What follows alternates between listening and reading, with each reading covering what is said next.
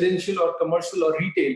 But COVID has made us think about other asset classes which can be better, or which can be the ones for the future.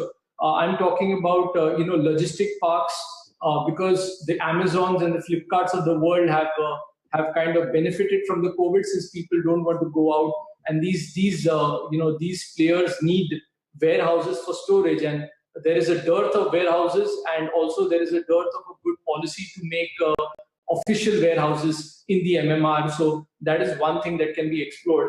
Data centers is another thing that we thought post-COVID can be a good asset class for developers going forward to diversify their portfolio.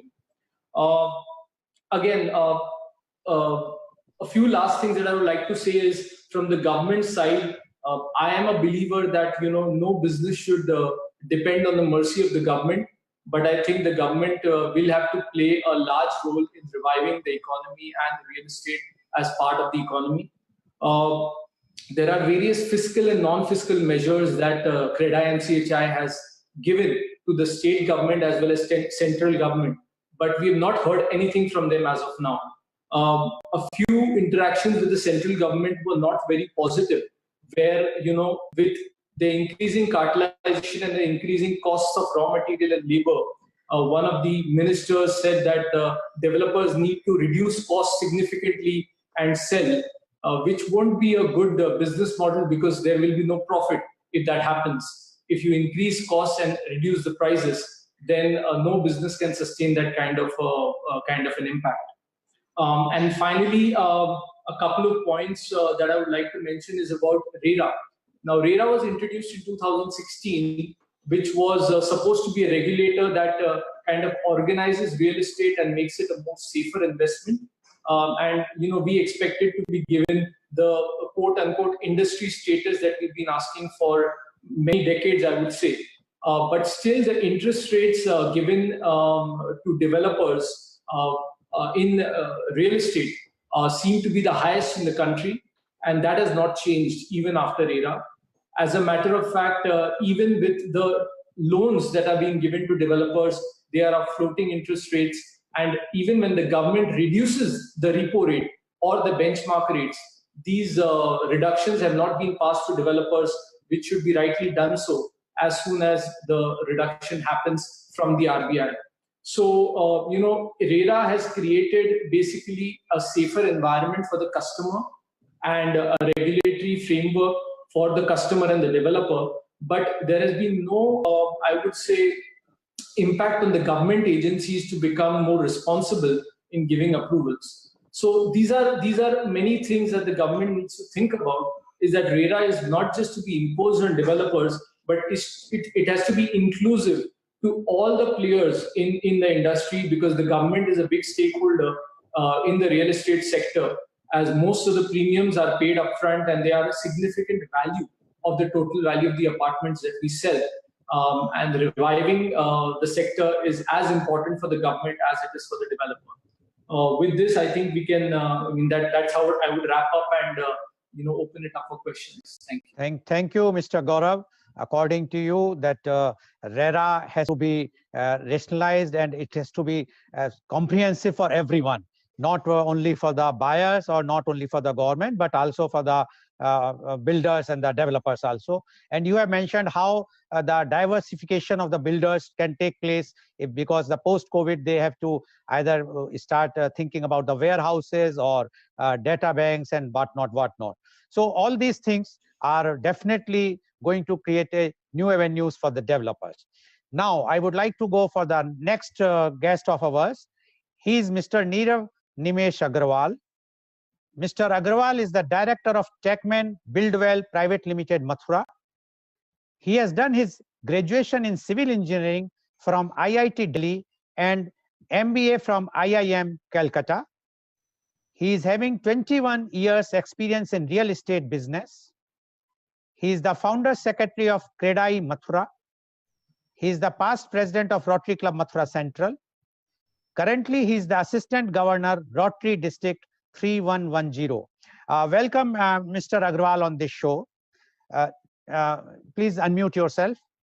Now, Mr. Agrawal, you have heard the all earliest panelists Mr. Mehta, Mr. Jain, Mr. Merchant, and Mr. Gaurav. And they have explained about how the builders or the developers are facing the problems which are not known to the public, because the media is showing that the developers and the builders are the villain. They were the main reason why the migrants have to face so much problems in India. But today, what we have heard from all the earlier panelists is that how they have supported the migrants during this problem, and not only migrants, how they have constructed the hospital, they have provided ICUs and whatnot, and collected so much money to give that for the health facilities to be created in their respective districts. Now, I would like to know, Mr. Agrawal, from you, that COVID-19 impact on real estate. Mr. Nirav Nimesh Agrawal, please. Thank you, Mr. Goyal, for inviting me for this discussion. And after listening to this esteemed panel that you have collected, I seriously doubt there's much more that I can add to this. But my experiences are maybe a bit different from what other panelists have said, because I am in northern side of this country. COVID-19 has had a lot of impact everywhere in Indian industry. We are also impacted. The industrial demand has gone down. The take-home salaries of everybody has decreased. Most of the people, even government has, put a moratorium on the increase of salary. Lot of discretionary spending has gone. We are just trying to manage our basics. And there's a defensive mindset all around. There's a fear factor all around. Now, of course, real estate sector is an integral part of any economy, and it has also impacted. But to understand the impact, let's divide it into two major portions. The first is the commercial real estate. By commercial, I mean things like offices, like shops, malls. There has been a lot of impact on this segment because the demand has gone down. Everybody is talking about working from home. Most of the people have started working from home. As the panelists pointed out, we have not, it was for the first time that many of us were doing video conferencing, and now it has become a part of our life. So a lot of real demand in commercial segment has gone down. People are not willing to go out for shopping. They're shopping from their home. Online is the trend now. So there's a real destruction of demand in this segment, which has resulted in a downward pressure on prices, on rentals also. So that model of rent discounting is being impacted now. On the other hand, if you look at the residential sector, see, the government at the time of lockdown said, go back to your houses, stay in your home. So the house, that roti kapda and makan, the makan part becomes important. The house provided security to everybody. So I think that gives a real flip to the residential demand in the residential sector, which I think is going to increase post-COVID. Migrants, we moved out of our places, we built beautiful lives. But when we have to realize, when push comes to shove, when there was a problem, the only place you could find succor was at your home. So that also increases the demand of residential sector. There's some talks in the central government about affordable rental housing complexes, so that the migrant labor now doesn't go back to their places in case of another pandemic. So residential sector is going to see an upward trend because of COVID. But that doesn't make the sector very fruitful right now. What has happened is that the buyer has become, as I said, there's a fear factor all around. The buyer is very defensive right now. What buyer is looking at is a ready to move in property. So if a builder is a ready to move in property, I am willing to pay money and move in. But I'm not willing to pay money to the builder if it's a project which is in works. If I think that it will take around a year or so, I'm not willing to put in money. That is any buyer. So what this has done is, the financing for builder has died down. If the project is nearing completion, then also we are having a labor shortage. So we may have, as sir pointed out, we may have a carpenter, but we may be needing a fitter. And the fitter is not there. Our supply chains have been disrupted. We are not getting the raw material required. There is cartelization, which is known to everybody, but nobody is doing anything about it. Cement, steel, everything is related to cement, and the price just goes up, whereas the real demand is going down. Now, because of this skews on availability of funding, what has happened is Buyer used to work on the assumption that the advances will help him complete the project. Now the advances have died down. The cost of funding for the buyers have increased. So if you go and purchase a house, the interest rate offered to you is 7.5% or 8% maximum. A builder who is constructing that house is going to get an interest rate of 13% or 14% by the bank. So there is a squeeze on finance. Our cost of financing has moved in. The demand is going down. There is a demand for ready-made products, which requires a lot of financing, which is not coming. So even when the real demand in long term has increased for residential sector at least, today we are not in a position to fulfill that demand. Now, what this has happened on a macro level as well as in every city? Real estate sector right now is like a non-performing asset bubble, and that bubble can burst any time, and that will have a major impact on economy. Not that nobody is working on it. As I said, central government has put in a lot of liquidity with the banks, but that liquidity is not being transferred to the projects. If it's going to the commodities, it's lying with the banks, but we are not getting it. The people who need money for working are not getting that money. So that's as good as not getting the money at all. The only positive lining is for the buyers today. The pendulum has swung from builders to the buyers. They can call the shots, and today is the time to call the shots. No? So if you have a property you want to purchase, you wanted to purchase, maybe make the deal today, because buyers have the right time today. See, developer, we don't decide the prices. Land is a raw material for us. We don't control the cost of land. The regulations are expensive in India. We have EDC, we have GST, we have stamps, as sir pointed out. That is a cost we don't control. And this is a major part of the project. We don't control those costs, sir. We cannot have a handle on the final price because we don't control the raw materials. The prices which we could reduce, we have reduced. So the builder right now is working on wafer thin margins. In many cases, just looking at the cash flows, not the balance sheet. Today is the time for buyers to move in, and today is the time for financial institutions and for government to intervene. Because otherwise, we are looking at a very problematic situation for the sector as a whole. I think that completes my attention. Okay, thank you, Mr. Nimesh, Nirav Agarwal, giving your details about the how the position is of today. And you have mentioned that this is the right time the government should intervene. And you also mentioned that this is the right time for the buyers to buy the things and dictate their terms.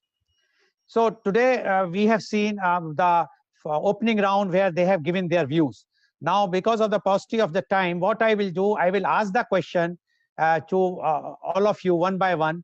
Plus, I will request you to also give your suggestions once you answer the question to the government and advice to the public. So I will start with Mr. D.B. Mehta.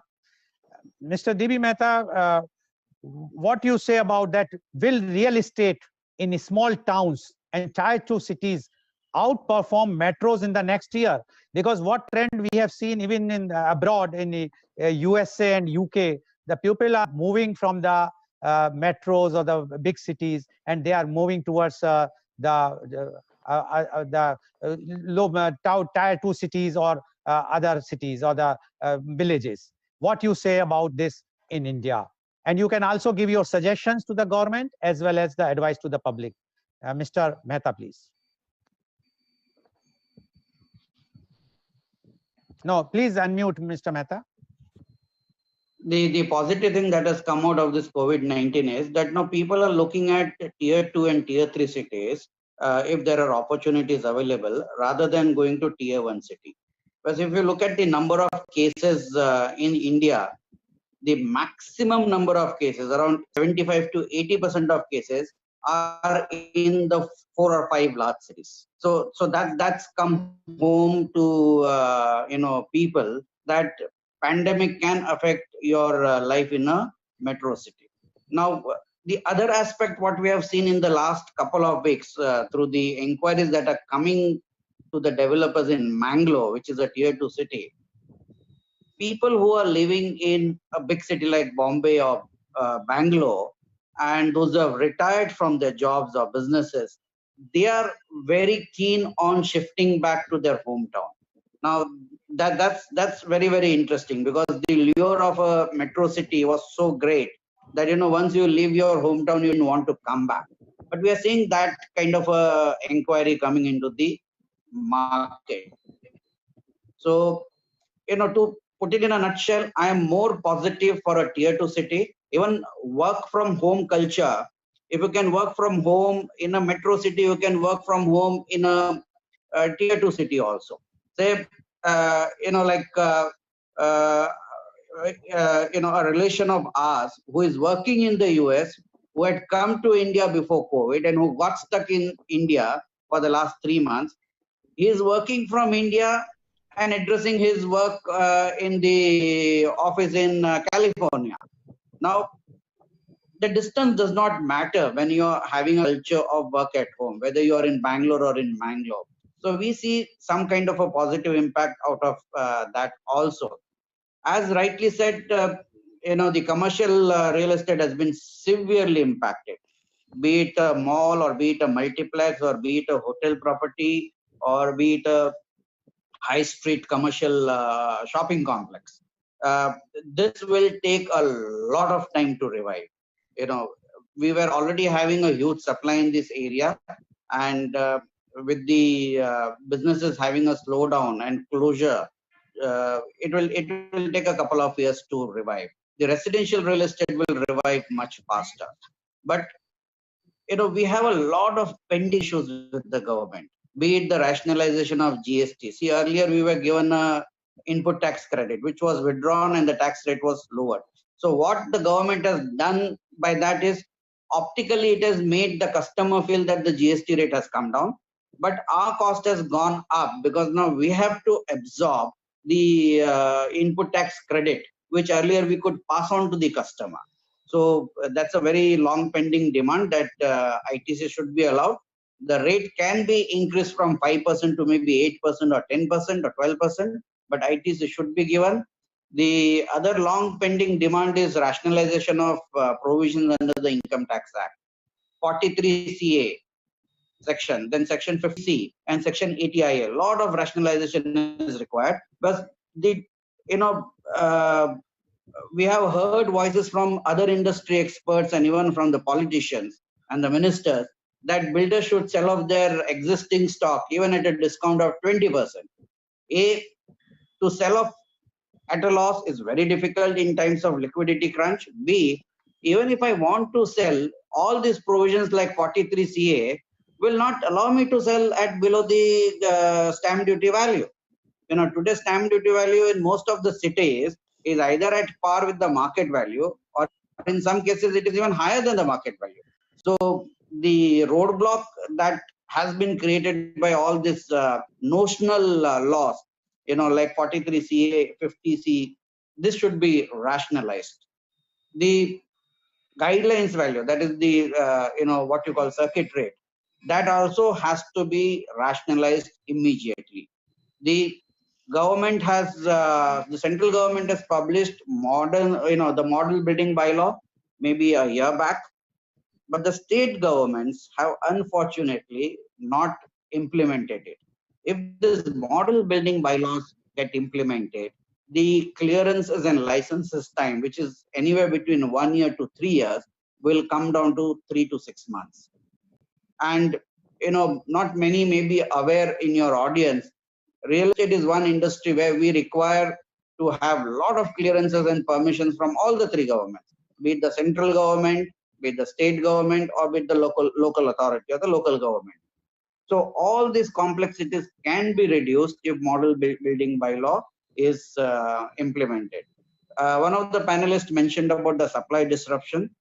The supply disruption is a negative factor for the time being for the ongoing projects, but for the industry as we move forward, it will be a positive factor, because the less supply that comes into the market, the existing stock is fast getting depleted, and that will create a better valuation and a better inquiry for the ongoing projects or the new launches, maybe just a year down the line. And like you know, you have heard from the industry experts in different cities. We are standing with the government. Now, government has to give the final support that the industry is asking for. 1 year at least loan restructuring. If this loans restructuring comes through, a lot of liquidity squeeze that the developers are facing, even in a tier 2 and a tier 3 city, will go away. And that will give the builder the bandwidth to complete their projects and even to launch new projects.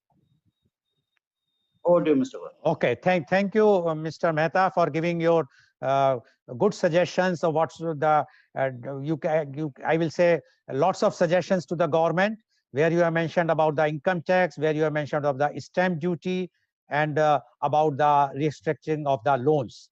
I'm sure the government will definitely consider your suggestions if they are feasible. Now I would like to go to Mr. Jain. Mr. Jain, you heard what Mr. Mehta has said about the work from home culture.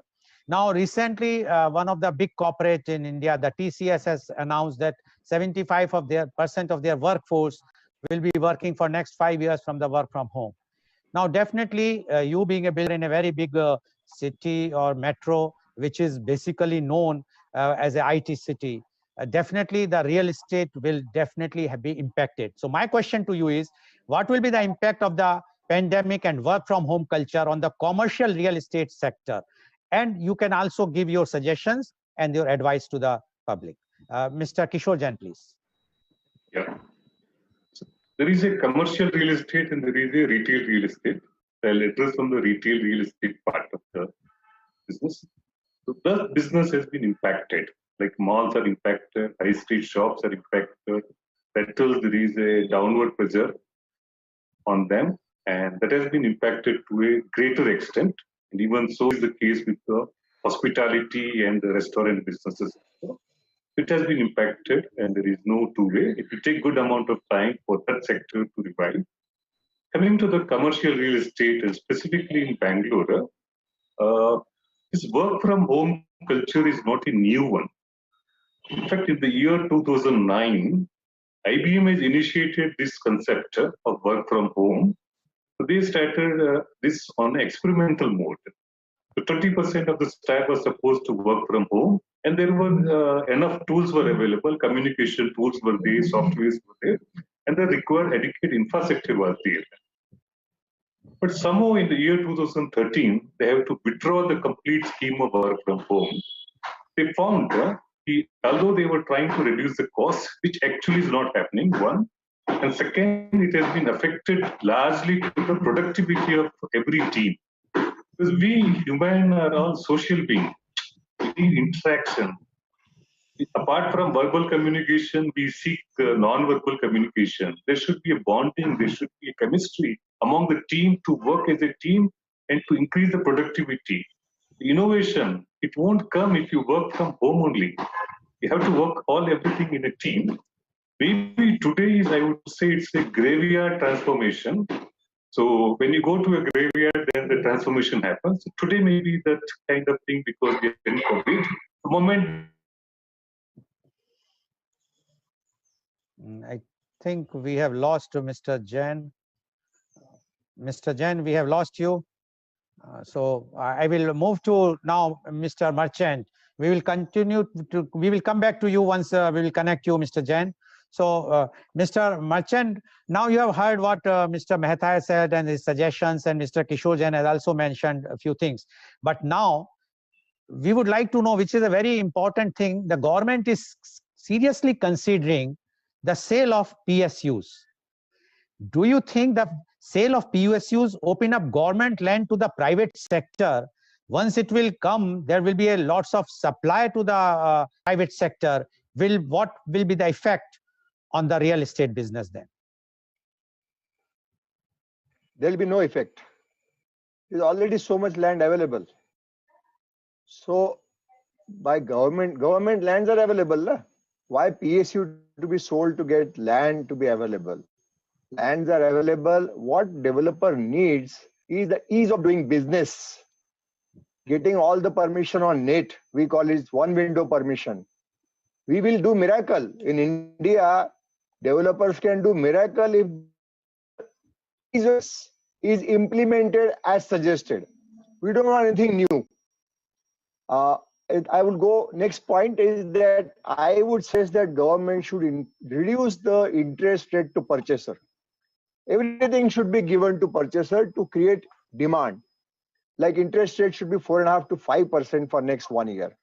Stamp duty should be reduced to 25%.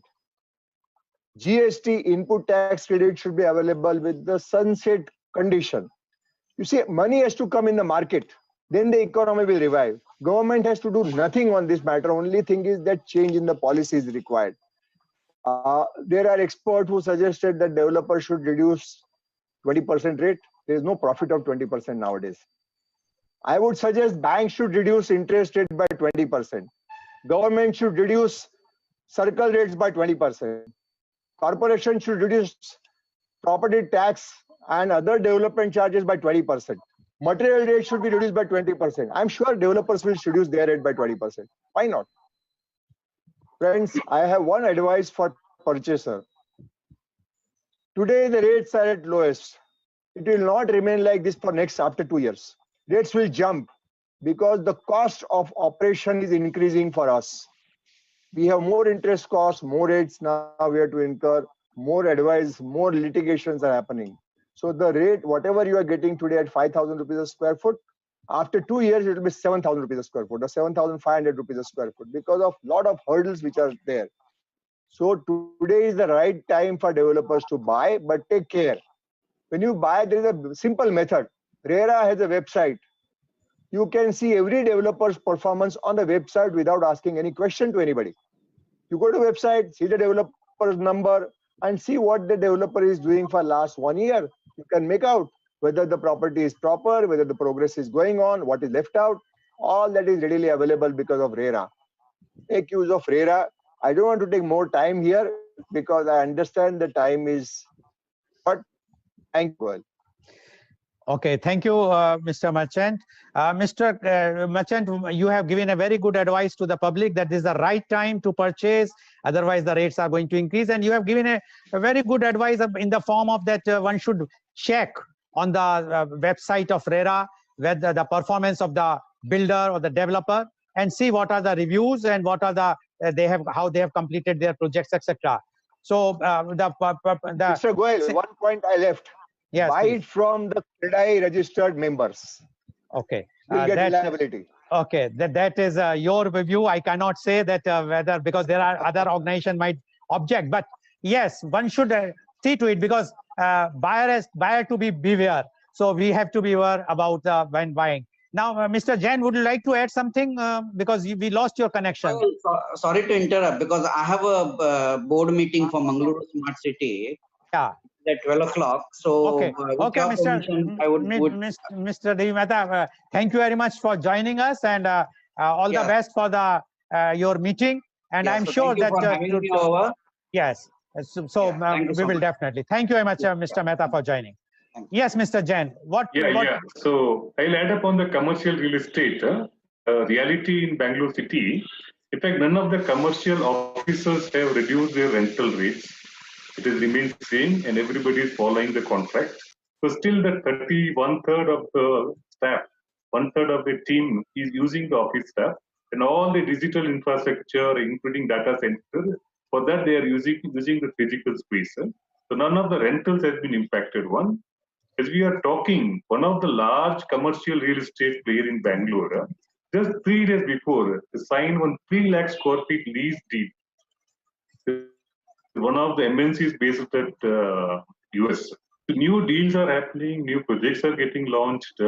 Unlike to the general belief, the commercial real estate office space is going to be impacted. No. In fact, because of the China COVID impact and the backlash and economic backlash of China, preferably I would say India may be positioning itself as the office to the world. So that kind of potential India has got. Commercial real estate, as per my thing, is going to remain buoyant. And third, the advice to the government, I think already my fellow panelists has advised them. And all we require from the government, which already they have acknowledged, is to kickstart the economy. They can't ignore real estate. You need to incentivize. You need to incentivize developer. You need to incentivize home buyer. You need to somewhere revive the demand. Somewhere the fiscal and non-fiscal measure of government is going to revive the demand. Once the demand is revived, I would assure you, none of the developer will come to the government asking for any kind of source. We are happy we'll be able to do our business. Still, our demand from the government, which is historical, will remain ease of doing business. Cut across all red tape. Don't delay our project. Make the approval process very, very speedy, or maybe in a single window manner. If whatever you require, you regulate us, you control us, we are okay with that. But it is, don't take away our time, the precious time. As a business, time is money. And my advisor to those custom home buyers or investors, as my fellow panel already mentioned, this is the best time to invest in the property. All-time lowest rate of the property, all-time low home loan rate, and you can't go wrong. And remain, real estate historically is always proven is the best investment hedge against inflation. So stay invested. Thank you. Okay. Thank you, Mr. Thank you, Mr. Jain, for giving the details as far as and your good suggestions to the government that they should remove the red tape and preferably a single window clearance. And you have also advised to the public that they should invest money as early as possible, because now this is the right time. And you have also clarified that even the commercial rates are not going down and new leases are taking place. Only thing is that, yes, for the time being, like yesterday, there was a news that IIT Mumbai has decided for 1 year, there will be no in-class room will be take place. Only the online classes will take place. So I don't know what is going to happen because it all depends on the COVID thing. Now I would like to go to Mr. Sharma, Gaurav Sharma. Mr. Gaurav Sharma, you have heard the suggestions as well as what they have mentioned. But now we would like to know from you, does COVID-19 create any new untapped opportunities for India's real estate sector? So firstly, like I said, like one of the panelists pointed out that, there is a sentiment against China, which is growing all over the world. This sentiment can be tapped into by India by making office spaces, industries, and other allied services within the country, which is again a boost to real estate. How the government can capitalize on this is up to the government and the private businesses together to make sure that India becomes a go-to destination other than other Asian countries like Vietnam and Cambodia and so on and so forth. Secondly, I think that there are certain sectors which I mentioned have been overlooked, like there is logistics and data centers and the likes of that, which developers can look into to diversify their portfolio away from commercial, retail, and residential. That's again an opportunity. I think that as far as the suggestion to the government is concerned, I think there have been many of them. But the way the government looks at developers, in a court of law, there is an unsaid law that you are innocent unless you're proved guilty. But for developers, you are guilty unless proved otherwise. So this lens of looking towards the developers needs to change. All developers that are part of CREDAI, NAREDCO, and CHI, none of them, I can vouch for that, want to do any kind of illegal construction or want to do any kind of build FSI that they cannot build.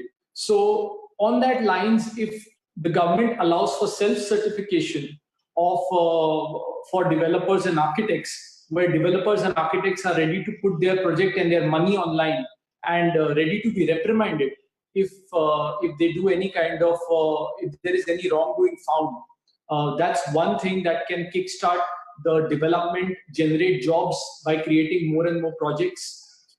Secondly, all the premiums that are paid to the government, sometimes the value of the premiums comes to around 35 to 40% of the total value of the flats. And this is because the underlying ready reckoner rates of land and property are very high, specifically in the MMR.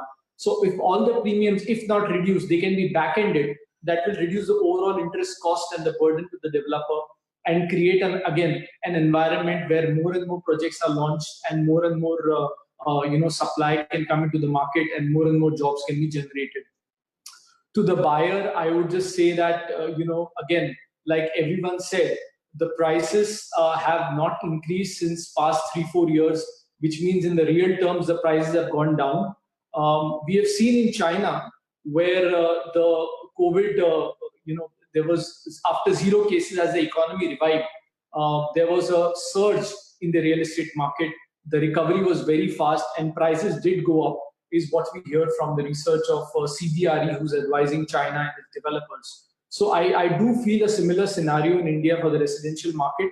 And so my suggestion to the buyer would be to capitalize on this opportunity if they have the funds and the appetite for that. Thank you very much. Thank you, Mr. Gaurav Sharma, for giving that the government has to change the lens and the advice to the public that this is the right opportunity to buy. Now I would like to go for the last word, which is always very important, to Mr. Nirav Agrawal.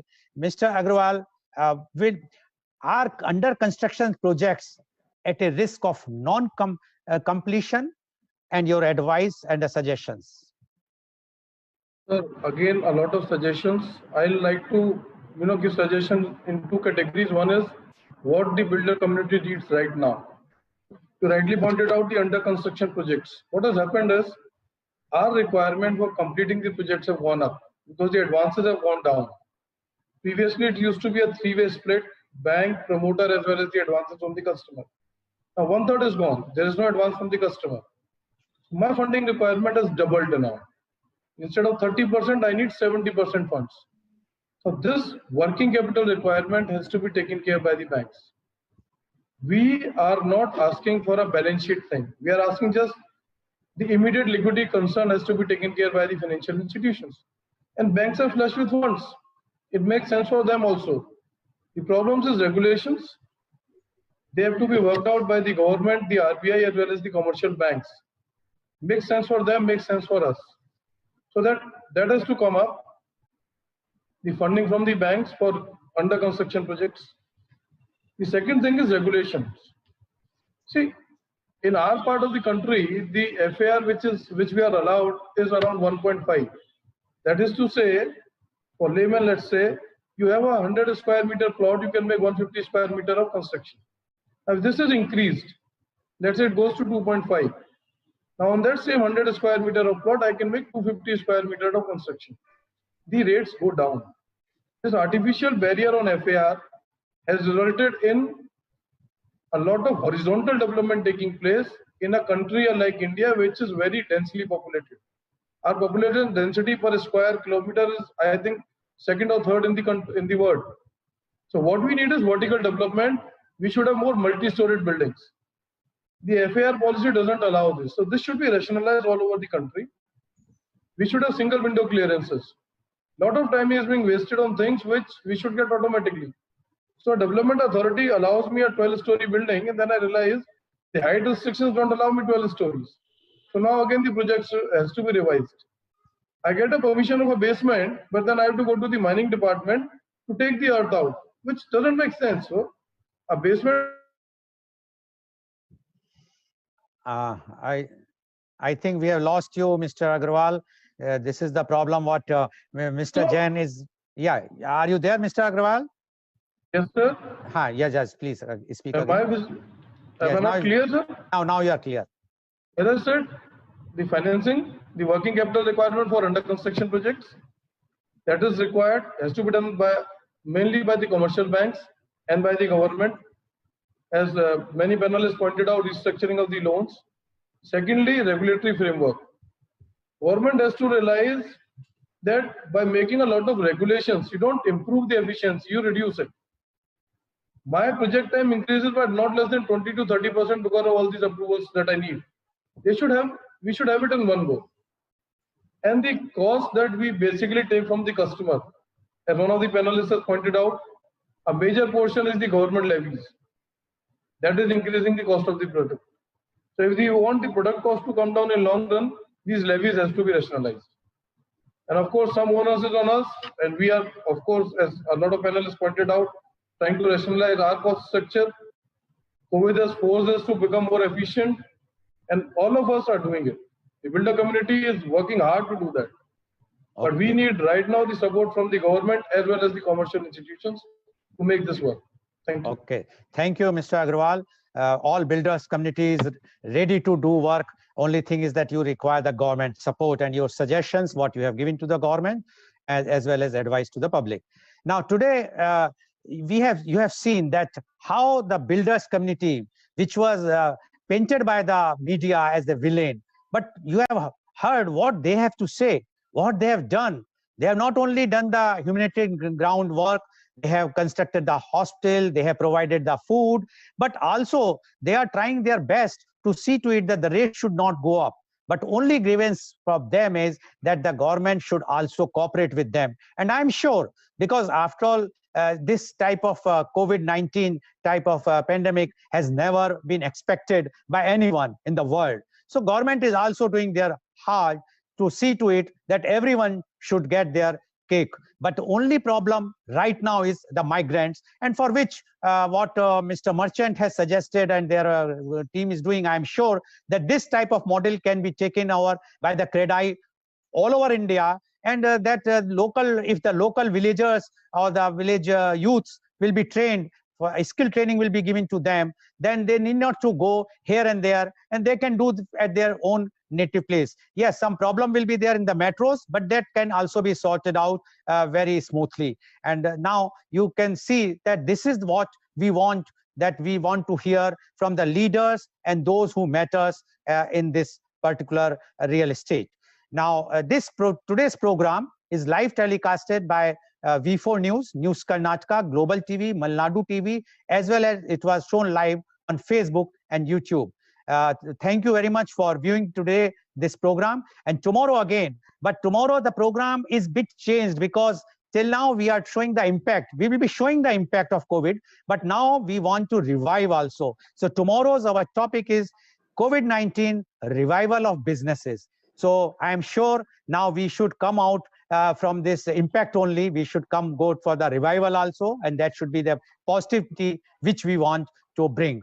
Thank you very much to all my panelists who have joined today and giving their frank opinions and expert advices. And thank you, viewers, for watching this. Thank you very much. Thank you, everybody. Thank you.